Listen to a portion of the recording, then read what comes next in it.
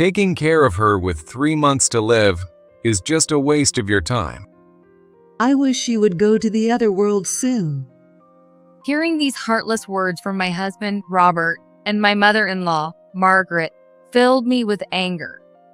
I no longer consider people who don't value a person's life as family. Mom, I'm sorry for being such a disappointing daughter.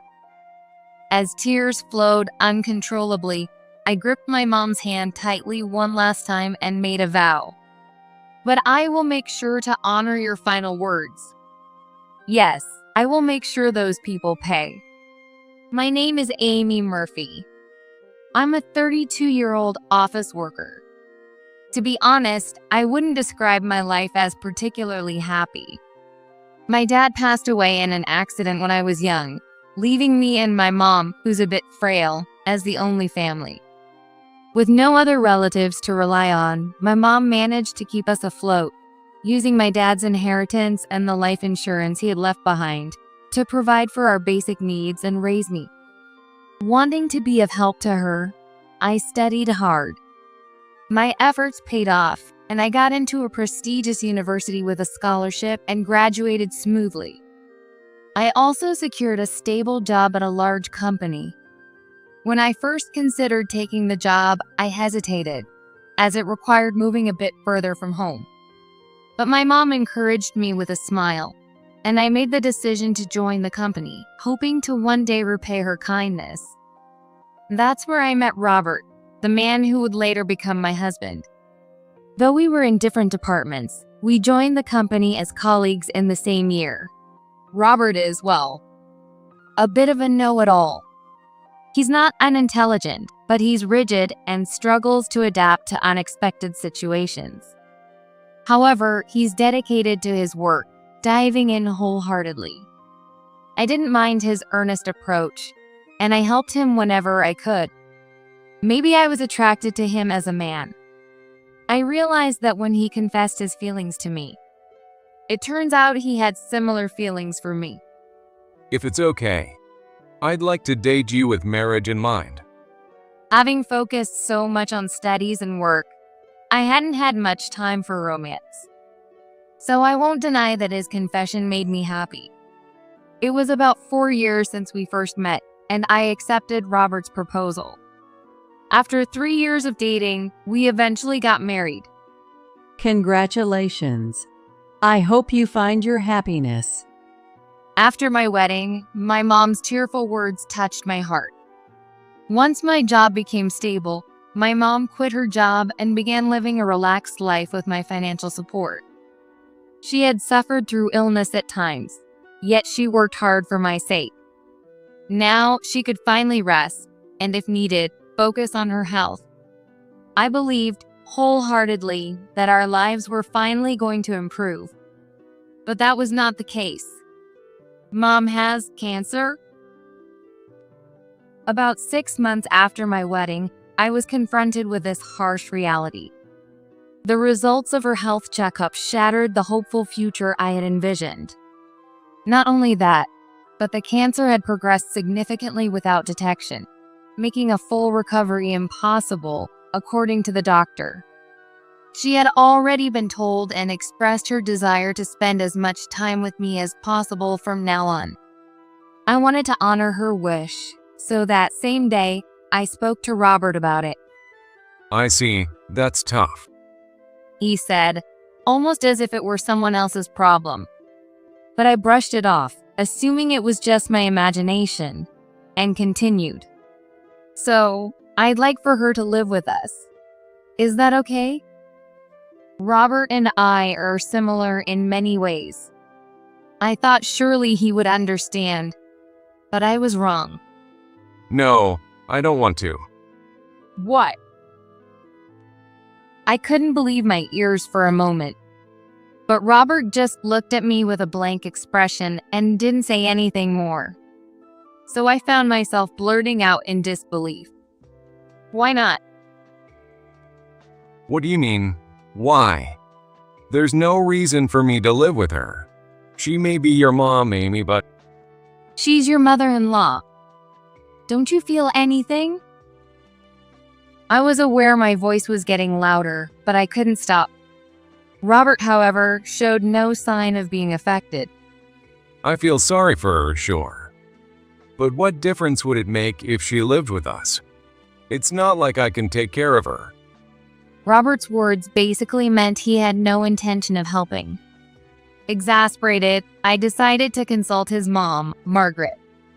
Robert was also raised by Margaret on her own, so he wouldn't dare to go against her. The difference between her situation and mine was that Margaret inherited a significant amount from Robert's dad and had relatives she could rely on.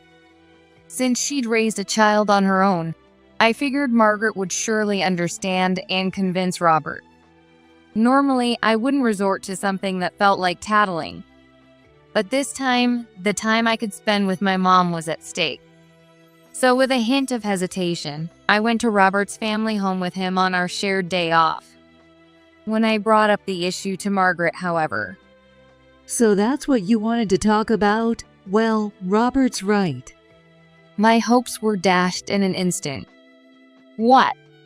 I just want to live with my mom for her final days. Is that so wrong?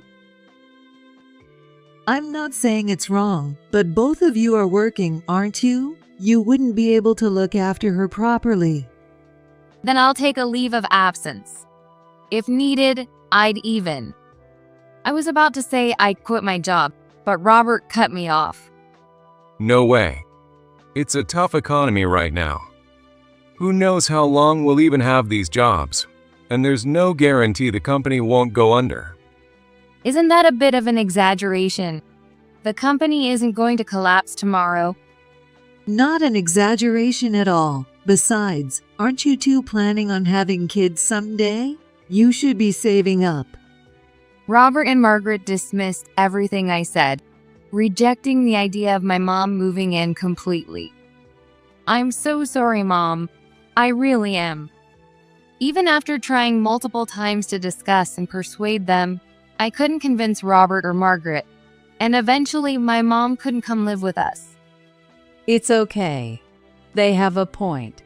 You and Robert have a future ahead of you. There's no need to spend your time and money on someone with little time left. Mom said that over the phone, smiling as I apologized profusely. She was the one suffering the most, and yet she was so accepting. So I resolved to be there for her as much as possible. While she continued staying at her home until her condition worsened, I visited her every day after work. When I get home, I have to handle our meals and other household chores. Robert doesn't seem inclined to help much with any of it. Normally, that would have been fine, but I couldn't tolerate losing time with Mom. So, for a while, I demanded Robert help with the chores. That's your issue. I'm busy with work too. I have a new junior to train with. But Robert flatly refused, using work as an excuse.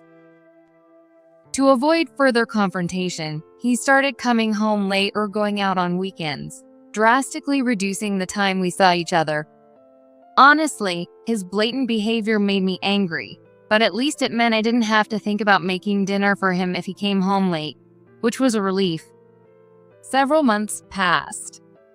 Mom's condition finally worsened, and it became impossible for her to stay at home. 3 months left. That was the time she had left. Out of a sense of duty, I arranged for a quality palliative care facility for my mom. This way, it wouldn't place any burden on the household. Thinking it might help, I asked Robert to at least come visit her. The more people my mom could speak with before her journey to the next world, the more peacefully she could depart. I believed it would help her find calm in her final moments. But even then, Robert refused to see her. It's just so depressing, and caregiving or visiting is a waste of time. She only has 3 months left anyway, right? What did you just say? Oh, well, I didn't mean to say it like that. But it's not like I'd have much to say. And it would probably just make her feel awkward. I immediately realized that was just an excuse. I knew that the look in his eyes was the same as when he was stuck doing work, which he disliked. To him, my mom's remaining time was just another inconvenience, something he equated to a trivial task. Maybe he considered it even less than that. Margaret felt the same way. She hadn't visited my mom once. Even if I did go, I'd probably just be in the way. It's better to leave those things to the professionals. That's not the point. I just want you to meet her and chat, even if just a little. Even as I pleaded, Margaret skillfully dodged, refusing to meet her. Meanwhile, my mom's former colleagues and friends, not even family, had come to see her many times. It's okay. Don't worry about me. Just stay close to each other. After I'm gone, there'll be only your family, Amy. She said this with a smile, but it was something I struggled to accept.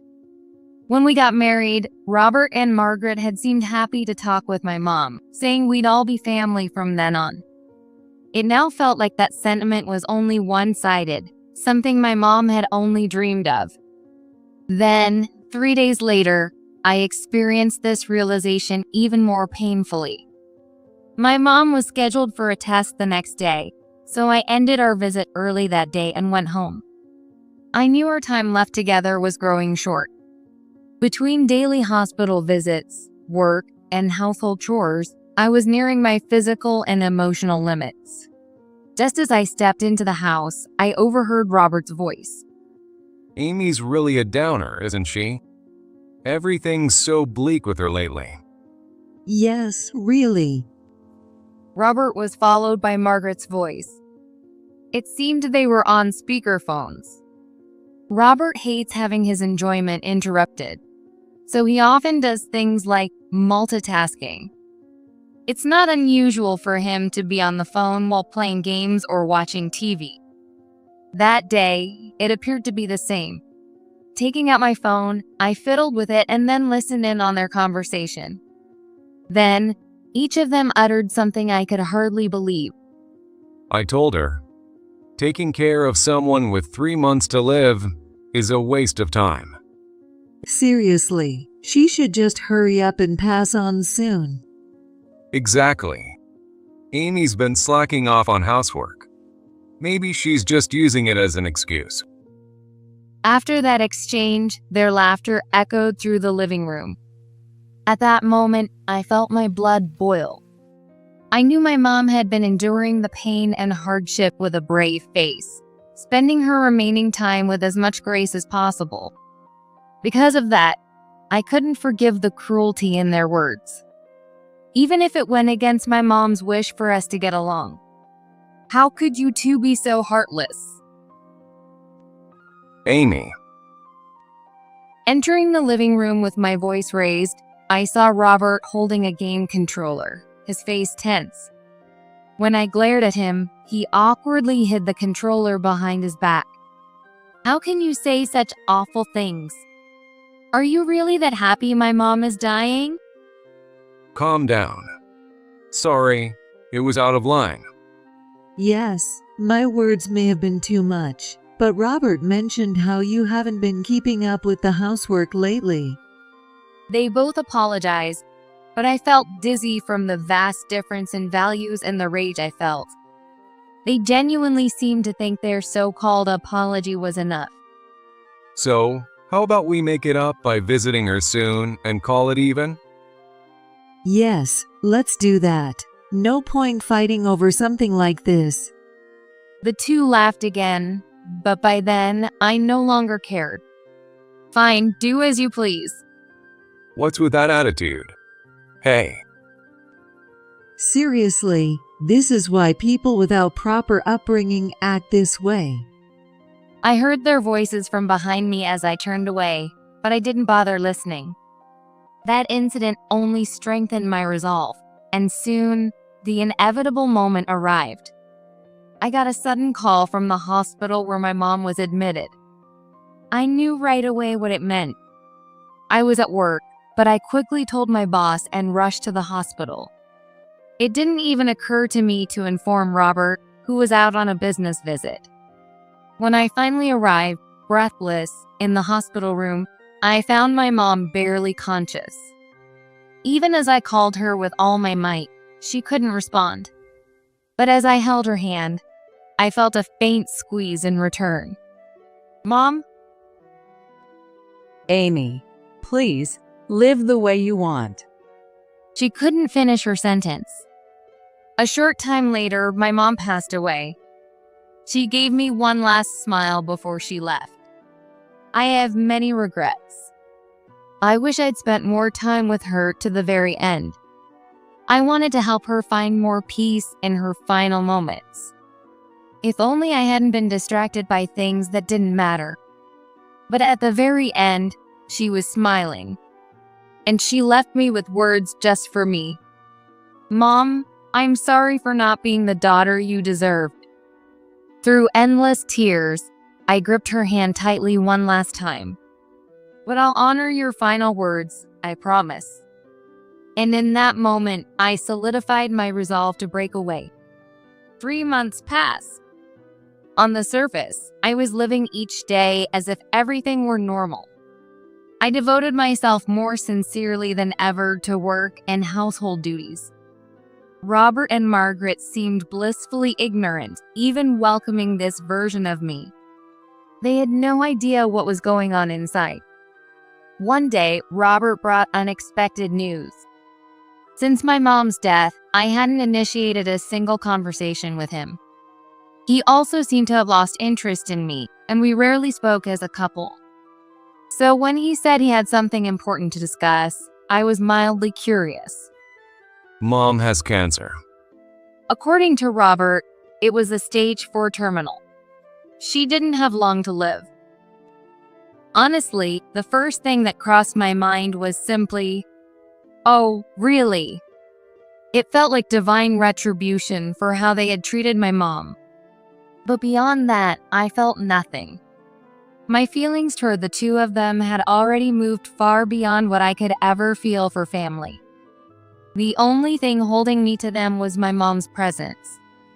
When she was alive, I maintained our relationship for her sake, so she wouldn't be saddened. But now that she was gone, Robert and Margaret were no longer family to me. Still, this was an opportunity to finally bring closure. In a way, the timing was perfect. "I see. That must be tough." As I absent-mindedly muttered while thinking about my future, Robert turned red and directed his anger at me. What's with that attitude? I just told you she has cancer. "Oh, weren't you the one who said the same thing when my mom had cancer? Is there a problem with that?" When I replied, Robert looked like he'd swallowed something bitter and fell silent. "So, what are you planning to do now?" Mom wants to move in with us. So, I'm arranging to bring her things from her house over here. Okay, I see. If I were to mirror Robert's reaction, I'd probably say, "I don't want to live with her." But there was no need to voice it out loud. After all, I had no intention of living with her in the first place. Amy, are you okay with this? Maybe my attitude reminded him of how he had acted toward my mom. Or maybe he felt a twinge of guilt for making decisions without consulting me. Either way, he looked at me with a cautious expression. Suppressing a smirk, I responded just because I felt like it. "Oh, you mean if it's okay to live together? Sure, do whatever you want. Just let me know the moving date, and I'll stay out of the way." Amy, thank you. I'll get started with the moving arrangements. It seemed Robert interpreted my indifferent response in the way that suited him. He beamed with excitement, his face lighting up as if he'd won the lottery. From then on, Robert busily ran back and forth between his parents' house and ours, preparing for Margaret's arrival. I helped with only what was specifically requested, but otherwise, I kept my distance. Robert didn't say anything about it, but he repeatedly urged me to quit my job. Amy, I want you to stay by Mom's side and care for her. So could you quit work soon? Out of sight, out of mind, it seems. Robert seems to have completely forgotten that he once refused my plea to quit my job to care for my mom. Marrying you was definitely the right choice. Knowing Robert's obliviousness, he probably assumed I'd let go of everything. Even as I responded with a flat, "Sure," he grinned without a care in the world. In his mind, he probably pictured me dutifully looking after Margaret. How blissfully naive. Finally, the day came for Margaret to move in with Robert. After seeing him off as he left for his final trip to check on the moving arrangements, I left the house we'd once shared and set off for a new life. Later that evening, when most of the moving should have been completed, I received a message from Robert, who'd seemingly realized something was wrong. Hey, what's going on? Where are you? Why is your room empty? There wasn't a single thing of mine left in that house. In the 3 months since my mom's passing, I'd been quietly preparing to leave. The timing of Margaret's cancer diagnosis and her move had actually been convenient, to be honest. With Robert distracted by the preparations, he hadn't noticed my things disappearing one by one. Knowing him, he might not have noticed, even if the events hadn't overlapped. In any case, I had no intention of responding to him. Now I was far away, simply reading his messages as they came in each day. When did you get transferred to another branch? I had transferred to a different branch away from Robert's office. I made the decision right after my mom's passing and had arranged it with my boss a month ago. Since I'd always been dedicated and had earned their trust, the transfer was approved without much hassle. Weren't you going to look after Mom? Why did you leave? I was finally starting to see you in a new light. I even got a message from Margaret, which made me chuckle. Margaret had never been good with phones and apps. Speakerphone calls were usually the best she could manage. Seeing Margaret go out of her way to send messages must mean she's truly desperate. But, of course, I have no obligation to reply. Looks like they have way too much time on their hands every single day. I simply watch the messages from the two keep piling up. Meanwhile, there are other matters I need to take care of. So, amidst a busy work schedule, I arranged to meet with someone. Nice to finally meet you properly. Though I think we've seen each other a few times before. On a weekend afternoon, I met with a woman at a cafe near my former workplace. Her name was Sarah Jenkins. Sarah was Robert's coworker and his mistress. You're Robert's wife? The moment we met, Sarah glared at me. What's wrong? If it's jealousy over Robert, you're barking up the wrong tree. I couldn't care less about him anymore. Half understanding her hostility toward me, I gave her a taunting smile. Don't be ridiculous. It's because you suddenly left that I've been in this mess. Oh, the caregiving for Margaret. My sympathies. She's such a handful, always looking down on people. Robert must have panicked after I left, realizing he'd have to care for Margaret on his own. I imagine he's even considered arranging for her to be placed in a palliative care facility. If he had moved her to a care facility, you wouldn't have to deal with all this trouble. But two reasons likely prevented that. Robert is still taking care of Margaret in the house we once shared. One reason for this was Margaret's own wish to live with Robert.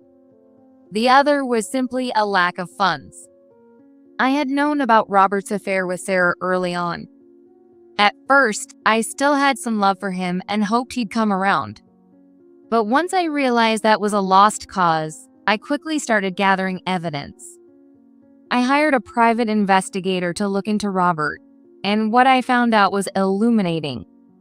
Aside from his affair with Sarah, I learned that his family's finances were gradually dwindling.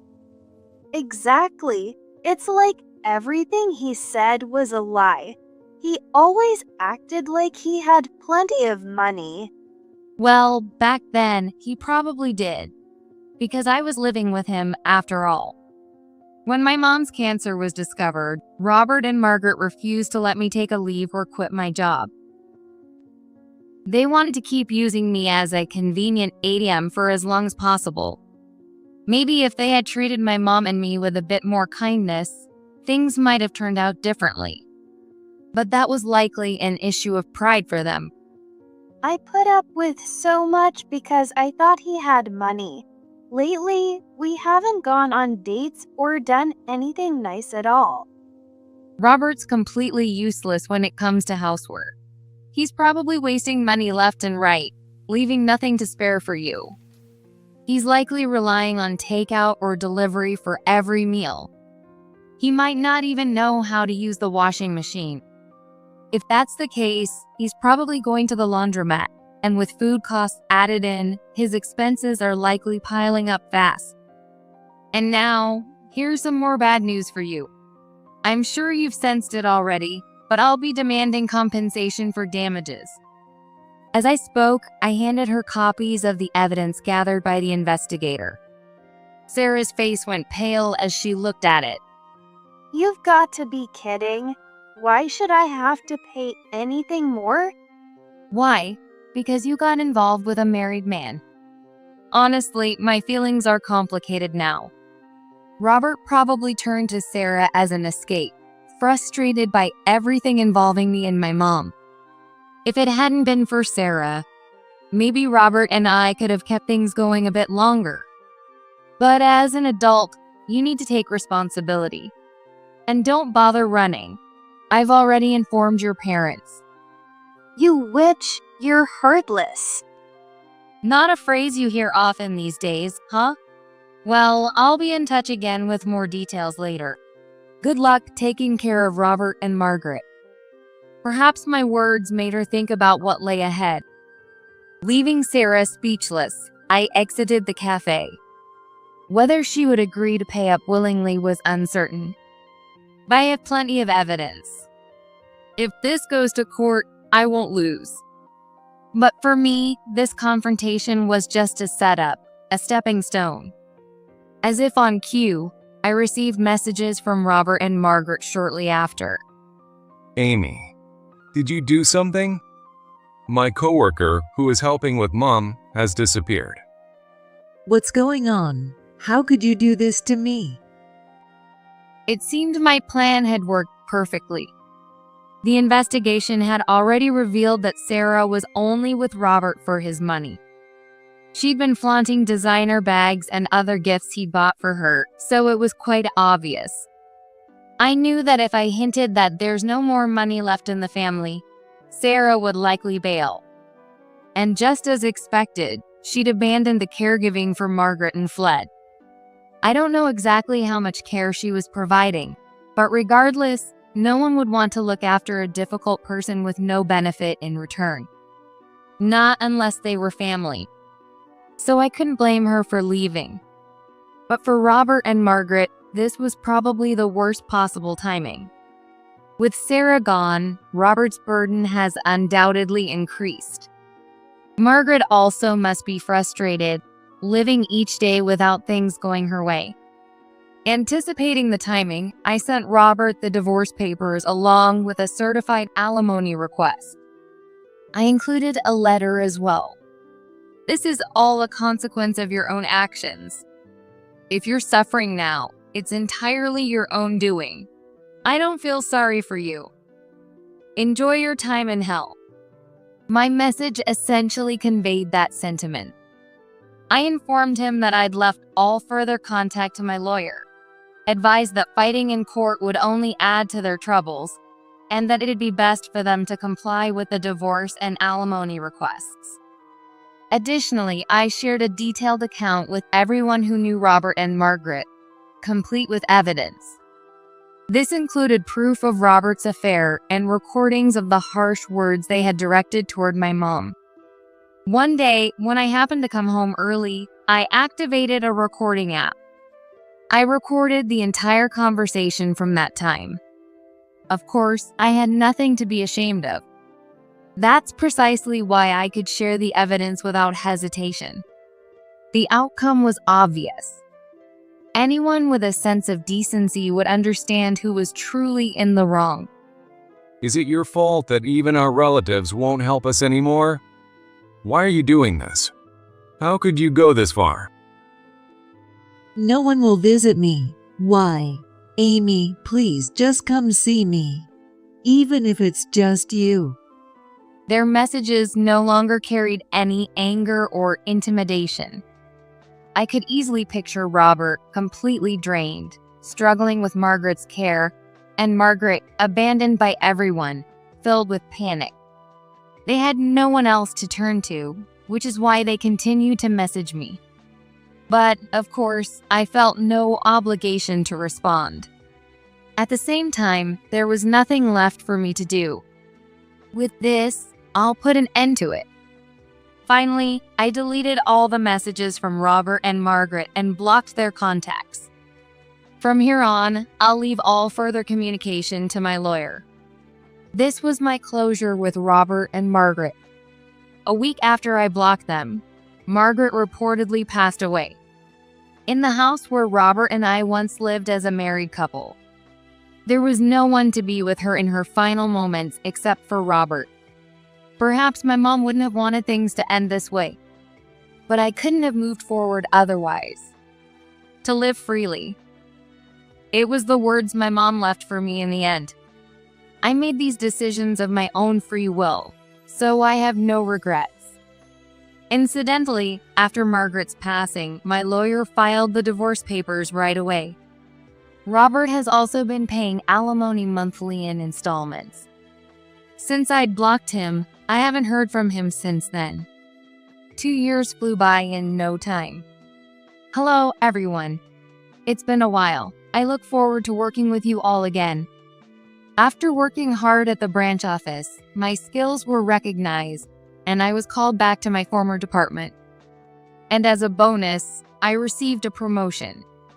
At first, I had no intention of accepting the offer. Robert was likely still at my former workplace, and I never wanted to see him again. As for Sarah, after our meeting, she apparently fled back to her hometown. She likely wanted to sever all ties with both Robert and me.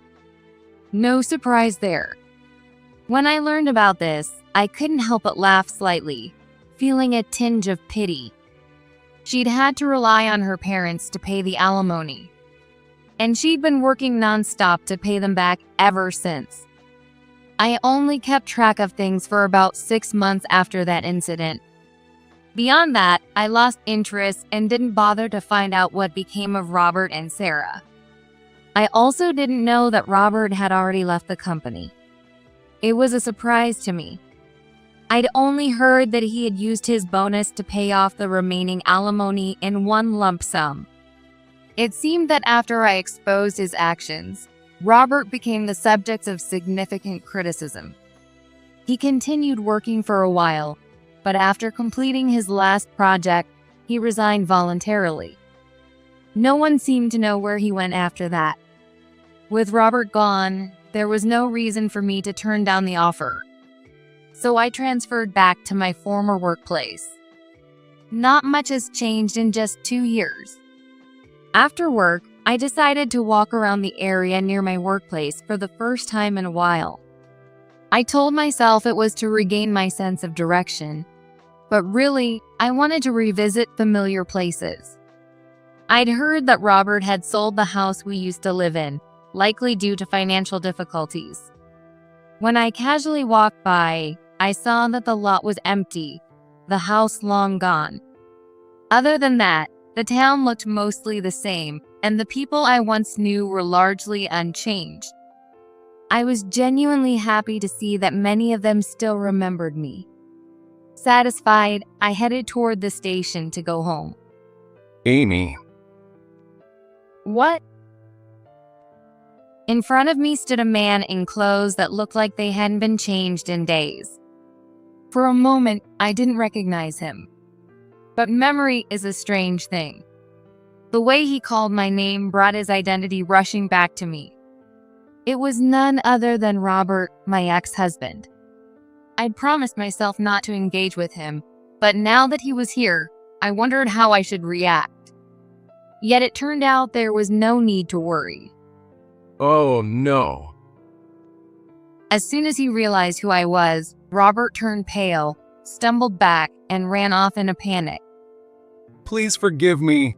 Please. He even fell as he ran, his figure quickly disappearing down the street. If he thinks I'm some kind of monster, that's just rude.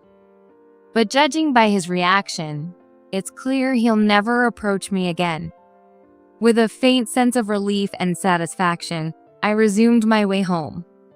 I never saw Robert again after that encounter. And even if I did, I could easily handle it. Back at my old office, I'm now fully focused, pouring my energy into my work. I feel like nothing can stop me. There was a time when I thought my life was anything but happy. But now, I don't even have time to think about such things. I'm living my life freely. The words my mom left me in the end still drive me forward. Living a happy life. Surely, that's the final act of gratitude I can give my mom. It's thanks to her that I am who I am today, and that I can find my happiness. With my head held high, I will continue to live life fully and proudly as a tribute to her.